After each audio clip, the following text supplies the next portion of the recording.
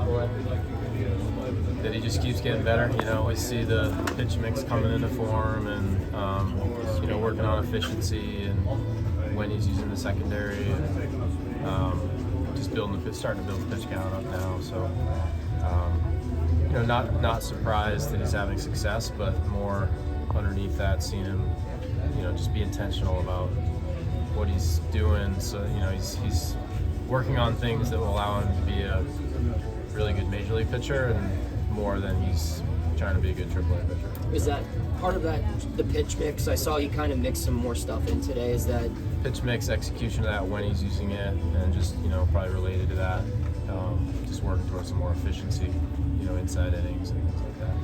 Yeah. Do you guys have a pitch count that ideally he would be at before you guys, you know, okay, he's on the radar right now, or number of innings? No, and you know, if we did, we probably wouldn't share it publicly. You know, it was going to need to be higher than 45 or wherever he was, you know, a couple weeks ago. So he's starting to build now. He's starting to get closer to that range, and we'll continue to work with him and you know, just kind of assess where he is and give him feedback and listen to him, and you know, how he's doing with it, and we'll see what happens. And with the way you mentioned, a lot of people have inquired with you about how you're handling Paul and Jared. How much are you inquiring with others, and maybe kind of getting feedback from people that have dealt with this before, whether it was, you know, years ago with like a guy like Strasburg, or more recent? Yes, we have. Not just me doing that. Certainly our coaching staff has done doing that. People in our baseball ops group are doing that. Been doing that for a long time, and with all that, still would say, as I've said before, we can't be certain about the things we decide are best. You know, it's informed. You know, we hope that everything we're doing has reason and there's thought behind it, and we're trying to consider every piece of information we can. But the question is, you know, how can you be certain that this is right? Well, the answer is we can't be. I don't know for sure. We're trying to do the best we can to put our pitchers in a position to be at their best, stay healthy, and help the Pirates win as much as possible. There's not like a blueprint to follow. No, and that blueprint would, if there was one, it'd be case by case anyway. You know, every pitcher and human being is an individual and have specific needs and have different backgrounds and different qualities, and we have to take all that into account.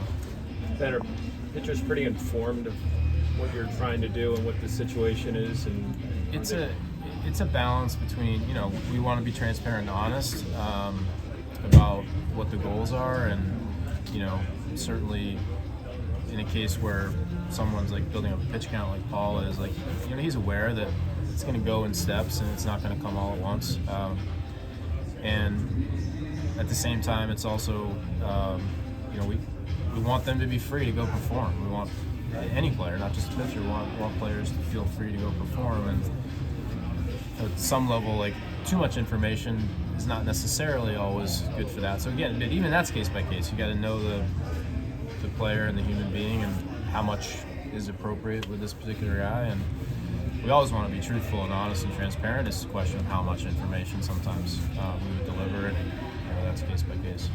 And does it require a mindset shift for him a little bit? Because you want him to be more efficient, but one of the reasons he got here is because he has the stuff that gets guys to swing and miss, which raises the pitch count.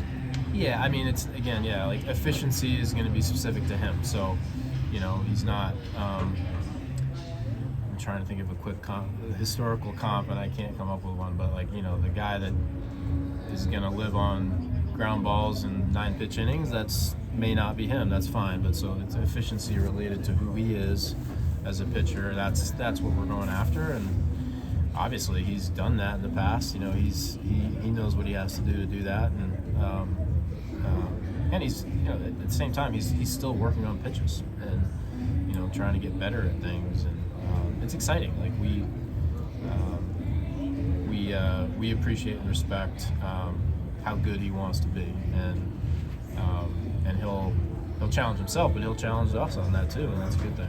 The guy he's been most often compared to, especially coming out of the draft, with Steven Strasburg. How much can you use him as a template or a way of saying like, okay, here's what they did with him and whether that worked or didn't work and how we're going to. I mean, or is that too many years ago? We're talking 15 years. We look at every case, and including that one, but it's just every case is a little bit different. We did. I think I may have said this before. We were reminded when we were looking at this around Paul's case coming in spring training that even the most highly decorated, highly drafted college pitchers who went on to have a lot of success, even that cohort, which is not a real big group, they pitch quite a bit in the minor leagues. Not years in the minor leagues always, but they all pitch a decent amount in the minor leagues. And there's something to that. There is something to working through some of the stuff that you have to experience in pro ball and the scheduling differences and just different adjustments that professional hitters will make. I think there's something to it for sure. There's value in that experience, and it's just a question of how much does one need and. As I said before, mostly pitchers tell us that. Bubba Chandler got pulled after 2 outs, 2 runs, I think 34 pitches. Yeah. Was that just a pitch count? His pitch count ran up too quick, and that's something in the minor leagues we're pretty conservative with, and so he'll get a chance to bounce back from that. Is there Get out there the next time. Sorry. Is there an update on Domingo and his visa status? Nope. He's still in Bradenton. Pitched again this week and extended. Building up pitch count. And knock on wood. Hopefully we'll have an update soon, but I don't have one today. Go ahead, Jeff. What has led to Gonzalez's start in AAA?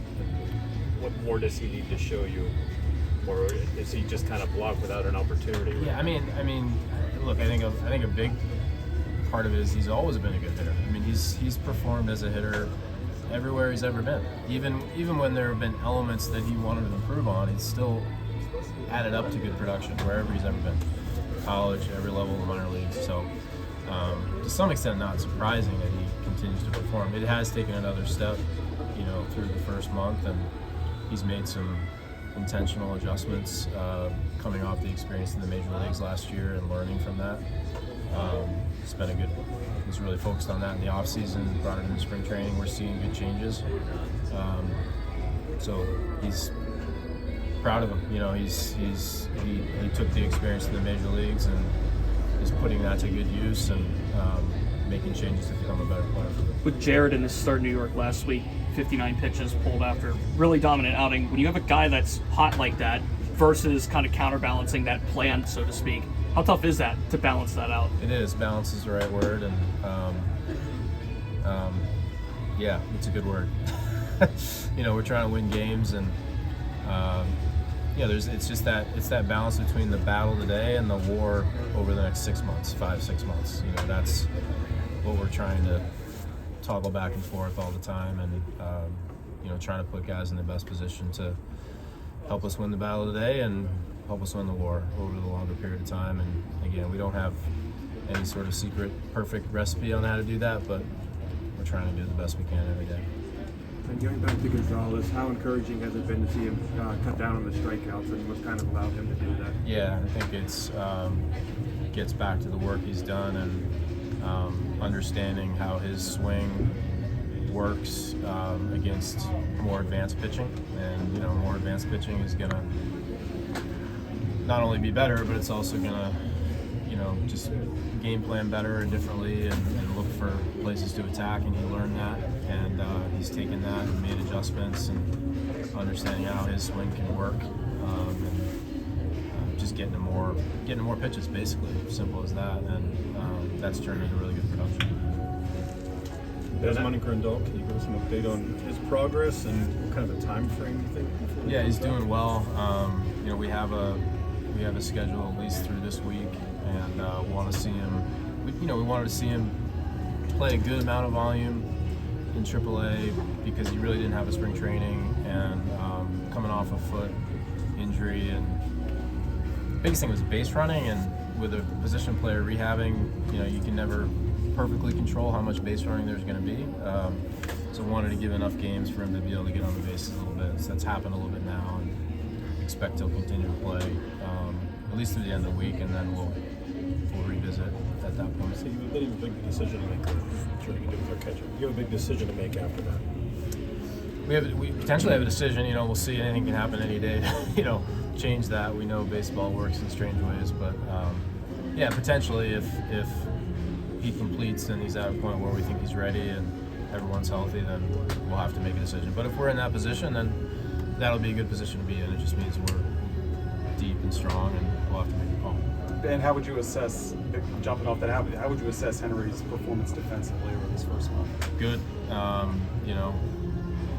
Best way I can say it is, full confidence in him when he's behind the plate in terms of what he's going to do for the pitcher, receiving, game calling. He's worked his tail off on that. He's clearly a different defensive player than he was last year, and credits to him. Why is he struggling offensively? I think it's any number of things, and wouldn't want to get into too much of the detail that we talk about. He's certainly aware of it, and he's working at it, and we've identified some things and that our group is working with him on, and he's got a lot of pride, and we know he's going to work hard at it, and there's a long track record of hitting there, so I would bet on him being a good hitter again. He's just working through some stuff right now that he's going to make some adjustments in.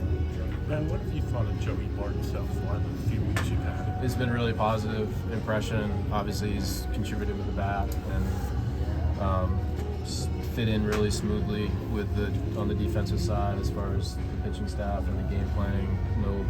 No issues. He's a smart guy that comes across right away. As Shelty's talked about, this is he's a number 2 pick in the draft. He's a talented guy. Every once in a while people need a fresh start, and he's gotten one for a little bit here and done well with it.